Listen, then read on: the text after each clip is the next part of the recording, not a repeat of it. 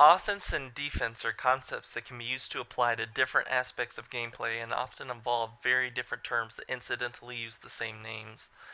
People often associate defense with timidity, a habit, retreat, a zone, and or cowardice, a mindset.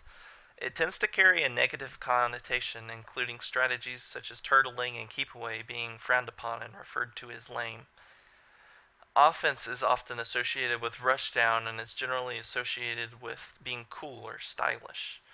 Really, though, these terms are inexact, and the difference between offense and defense can be very muddled, especially with moves like non-Smash Force Falco Laser often acting as a utility for both offense and defense.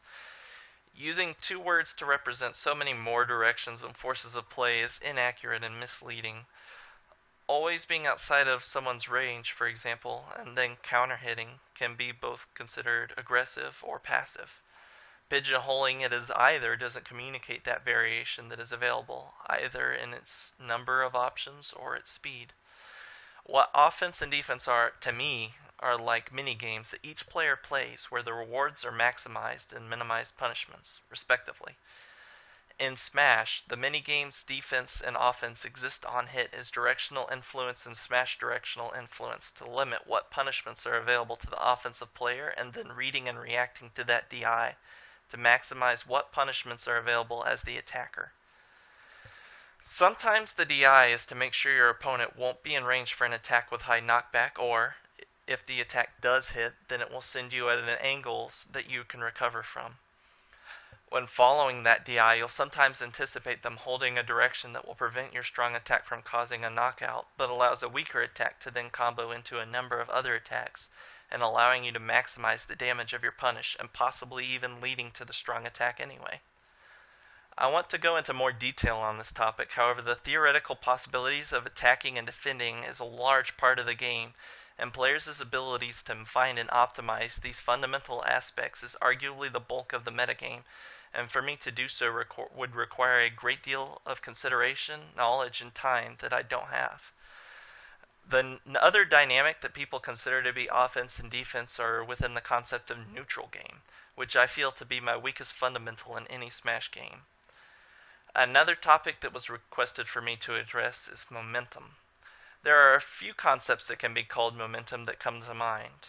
There are mental momentum, which is essentially pressure and related to mindset, match momentum, which is alternatively known as the flow of battle, and finally objective momentum, which I will now discuss. Objective momentum is the physical in-game ability to create or cease momentum in any direction and connotes a real reduction or presence of options available to you. In match, this is a state in which a single player receives knockback and is largely unable to influence their direction, the most common exception to this being air jumps, which allow you to vertically escape upward until you regain horizontal momentum. If there is a high state of stun or the character has lost their air jump, then this gives their opponent an almost single-player spacing game.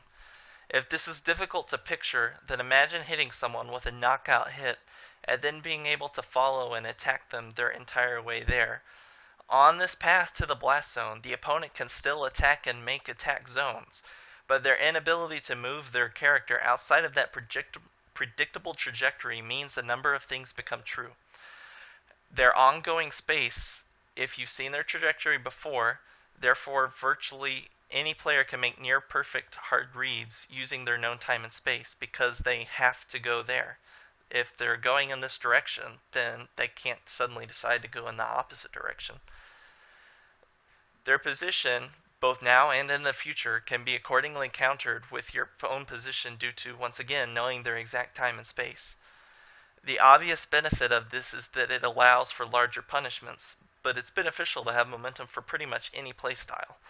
This means that your opponent cannot move in any directions aside from their trajectory, and if you choose to move away to set up something, or if you have a timer victory condition and you want to run away, or even if you just need some physical space between you and your opponent for mental purposes, it can act as a stun, a pause button, or a number of other things that can advance toward any player's objective.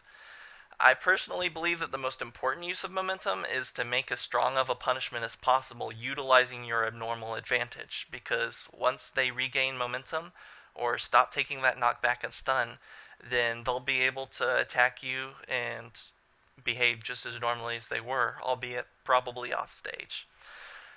The beauty in Smash, though, is both in its movement and in this moment of expression, and I always find new ways to use such a potent tool, and I enjoy finding out how other people use it.